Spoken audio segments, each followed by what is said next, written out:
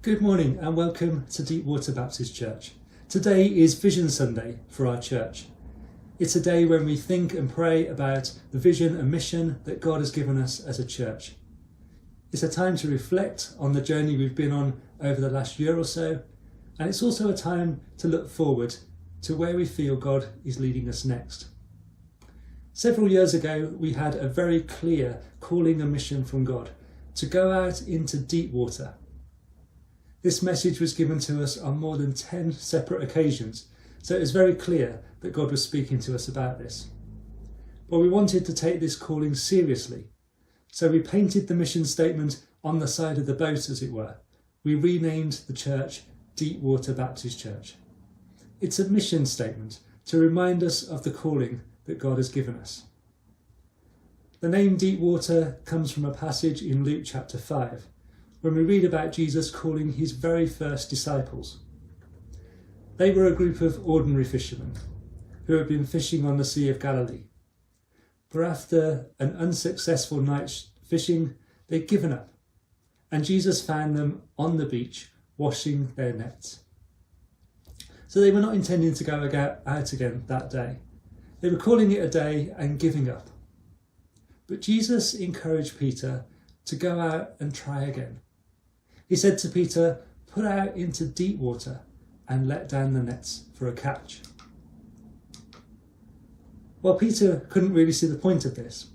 They were tired, they were fed up, and they'd been out all night and caught nothing. So it didn't seem like the fish were interested anyway. But there was something about Jesus that made Peter trust him. Peter said, "Master, we've worked hard all night and haven't caught anything, but because you say so, I will let down the nets." And when they did, they were blessed with the biggest catch they'd ever had. In fact, it was more than they could handle. There were so many fish that their nets began to break. So they signalled to their fishing partners to come and help them, and they filled both boats so full of fish that their boats began to sink. What an amazing blessing. Peter had been fishing all his life. He knew that this catch could only be because of Jesus. But Jesus had bigger plans for Peter than helping him to run a successful fishing business. You see, just as fish are important to fishermen, it's people that matter to God, and bringing people into his kingdom. So Jesus said to Peter, "Follow me and I'll show you how to fish for people." So they pulled their boats up on shore, left everything and followed him. Now, we've reflected on that passage a lot over the past few years. We've grappled with what it means to be a deep water church. The first thing I think it means to be a deep water church is that we're being called to go beyond the shallow waters. In other words, we're being called to go beyond the safety of the shore and beyond the safety of the harbour walls. But that can be a scary place, can't it? If you've ever been on a trip in a small boat somewhere, maybe on holiday, you'll know that as soon as you get out of the harbour walls, the waves get bigger and the boat starts to roll around a lot more, and the sea suddenly becomes a lot more choppy. And I think one of the things that holds us back sometimes is the fear of getting into trouble in those choppy waters. Our church has been through some storms over the years. In fact, to be honest, some of the storms have felt more like shipwrecks. And there's a huge temptation to stay in the calmer waters, or even to stay on the beach. A couple of years ago, Ruth and I went on a cruise to Norway to go and see the Northern Lights. And as we left Southampton, it was beautiful, calm waters. It was a little chilly, I have to say, but it was calm and the sea was lovely. But as we got to our first port, two huge storms came in and the weather turned really quite wild indeed. And the captain decided that the sea was too rough for us to sail through this storm. So we stayed in port for half of the next day, longer than we should have been there. But the trouble was, another storm was coming in behind that one. So the captain had a choice to make. Did we stay in the safety of the harbour, or did we press on through the storm? Now, if we'd have stayed in the safety of the harbour, we may not have ever got to see the top of Norway, or never got to see the Northern Lights at all. And that was the whole point of the trip.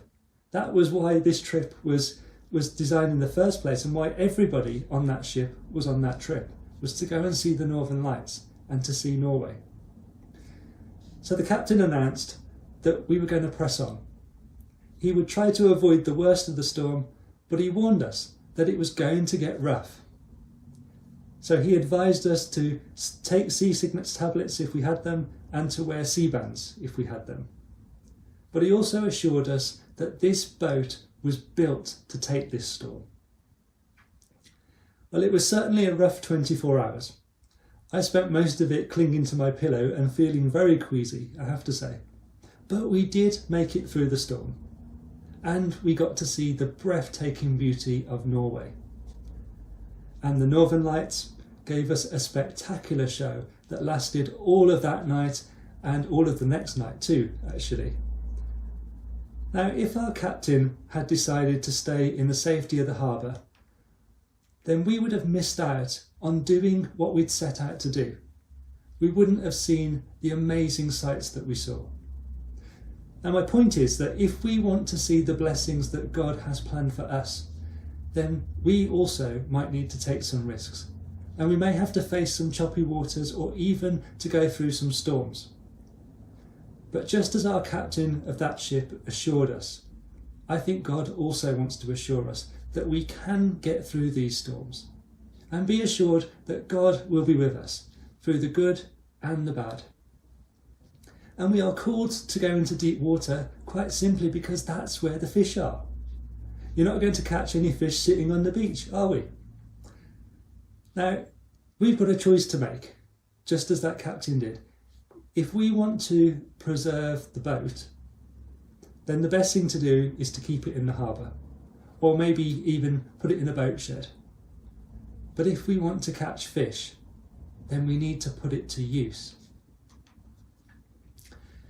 The other thing that jumps out at me in this passage is this fishing partnership. We discover that in this passage that Simon Peter was part of a fishing partnership. It's still a very common way of fishing today. Many professional fishermen team up so as between them they can catch even more fish.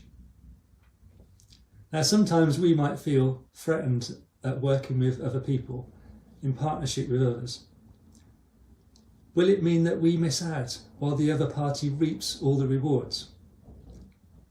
But look at what happens when Simon Peter and his crew ask their fishing partners to help them. It's there in verse 7. It says, "So they signalled to their partners in the other boat to come and help them.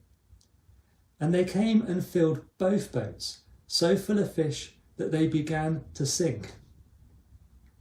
Their fishing partners didn't take all the glory, but neither did they just help to haul the catch into Simon Peter's boat. They were fishing partners.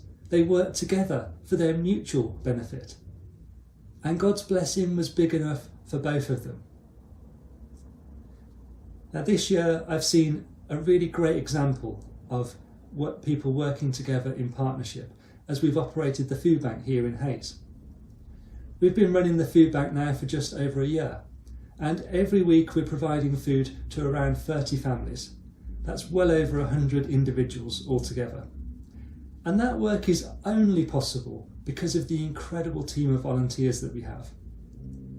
4 churches here in Hayes are working together alongside others from the community, and we're also working alongside a much bigger network of churches right across the whole of Bromley.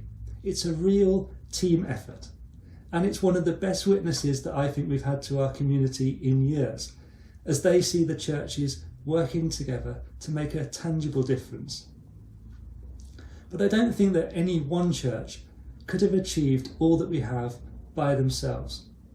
We've needed to work together, and as we have done, God has really poured out his blessing on that work. Perhaps that's something to think about as we go forward, because I really do feel that we can achieve much more together than we can on our own.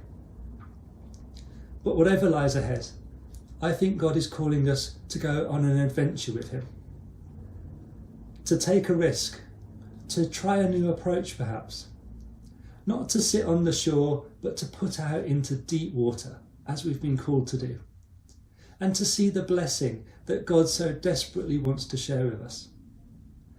So let's give it our all as we go forward. Take your seasickness tablets, put your sea bands on, let's prepare for those choppy waters. But let's work together with one another and in partnership with other churches around us to see many people brought into God's kingdom. That's the vision I have, and I hope it's one that you can share. As we journey together into the adventures that God has for us in this coming year. May the wind be ever at your back, and may God bless you all. Amen.